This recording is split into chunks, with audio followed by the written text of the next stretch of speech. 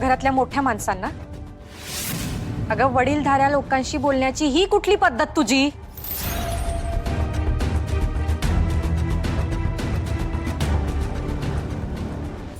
अगं इतके दिवस जेव्हा या किल्ल्या आजींकडे होत्या तेव्हा त्या लहानांची सुद्धा असं कधी वागल्या नाहीत आणि आज या किल्ल्या तुझ्या कमरेला काय आल्या? तू या घरची मालकीन काय झालीस? तर उद्धटपणा तुझ्या जिभेवर वस्तीला चालाय ग.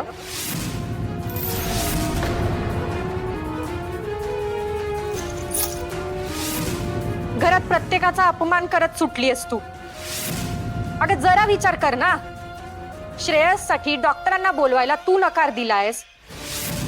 हे जर तुझ्या नवऱ्याला कळलं तर त्याला काय वाटेल? जरा तर विचार कर. मोठी सून म्हणून मिरवायचंय तुला फक्त सारा, पण हक्कांबरोबर कर्तव्य आणि जबाबदाऱ्या पण असतात हे विसरलीयस तू. मोठी सून म्हणतेस ना तू घरातले, मग लहान मोठ्यांची काळजी घेणं, त्यांना जपणं, त्यांना सांभाळणं, हे घर बांधून ठेवणं हे तुझं कर्तव्य आहे श्रावणी. नुसता पैशाचा व्यवहार काय ग, कोणी करू शकतं, पण घराचं घरपण जपण्यासाठी पोटात माया आणि पदरात ऊब लागते. नटून थटून फिरणं, मोठी टिकली लावणं म्हणजे मोठेपणा नाही श्रावणी. त्यासाठी मनाचा पण मोठेपणा असावा लागतो. आभाळ होऊन सगळ्यांना पोटाशी धरायचं असतं, तेव्हा हे जे तू मिरवते ना, या पदाचा मान राखला जातो. आणि काय ग, आजी घरात असताना हे निर्णय घेण्याची, या किल्ल्या ताब्यात घेण्याची एवढी घाई कसली झालीये तुला? परंपरागत जेव्हा ही जबाबदारी तुझ्याकडे येईल ना, तेव्हा आपण बघू हे सगळं तू कसं सांभाळती असते. मान्य आहे आम्हाला, सगळं खरं आहे की अक्षय खूप मेहनत घेतोय, पण हे सगळं तो त्याच्या भावासाठीच करतोय ना. देव न करो, पण जर आज ही वेळ अक्षयवर आली असती तर आम्ही सगळ्यांनी सुद्धा त्याच्यासाठी असाच जीव पाखडला असता ना. तारा, श्रावणी, घर आणि कुटुंब तेच असतं जे एकमेकांच्या मदतीला धावून येतं. काळजी करू नकोस तू. माझा श्रेयस बरा झाला ना की अक्षयने केलेल्या सगळ्या उपकारांची परतफेड तो करेल. पूर्ण खात्री आहे माझी. हे बघ तारा, जास्त बोलू नको. श्रावणी, कळलं का? याला म्हणतात जबाबदारीचं भान. मला माहित होतं ताराच हे कुटुंब एकत्र ठेवू शकते.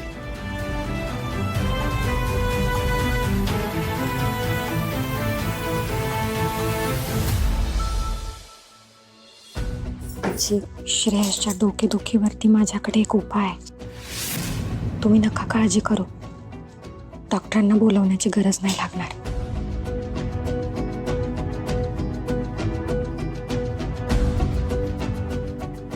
काय काय चालली होती खुसफुस? काय नाही ग, ती म्हणत होती श्रावणीकडून वेळीच किल्ल्या काढून घ्या. नाही हवं तर आत्यांना द्या त्या. मला हो, नाही तर त्यांना ती डोईजड होईल.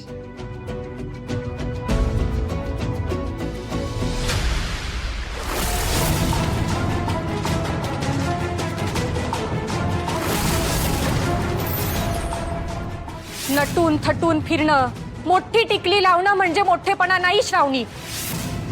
त्यासाठी मनाचा पण मोठेपणा असावा लागतो.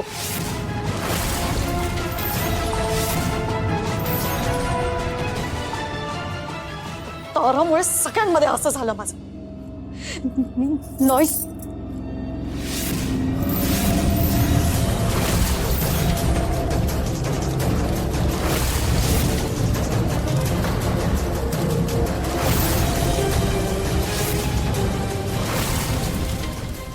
टिकलीवरून बोलते ना ती मला.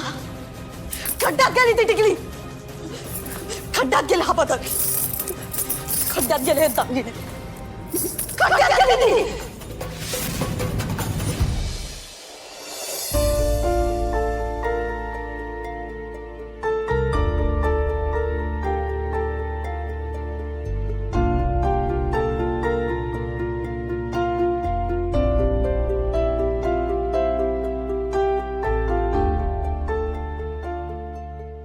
माझ्या श्रेयसचं लई डोकं दुखतंय.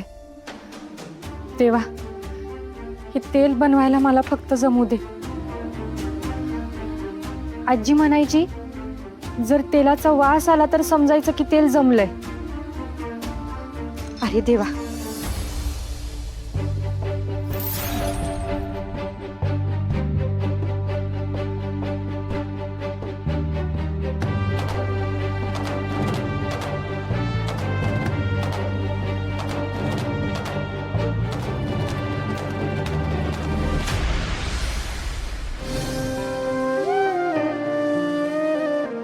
अगदी तसाच वास येतोय. आजी बनवायची ना, अगदी तसाच वास येतोय या तेलाचा. म्हणजे तेल जमलंय. जा जाऊन झोप जा. श्रेयसचं डोकं दुखतंय आई, आणि मला झोप कशी येईल?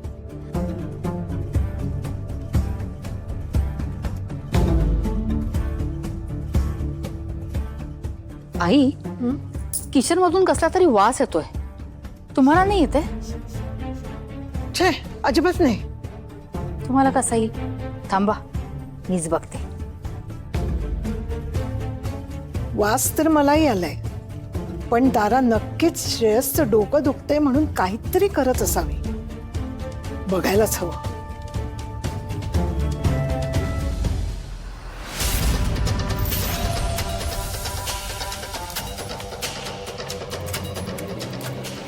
शकुंतला, ए शकुंतला, अगं बघितलंस का?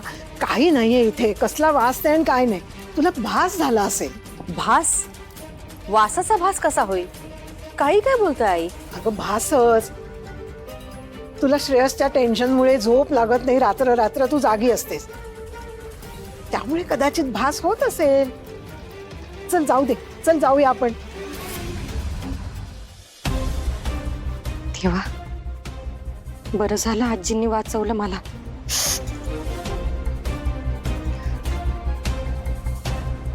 आधी जाऊन श्रेयसच्या डोक्याला तेल लावलं पाहिजे. चल निघूया. हा.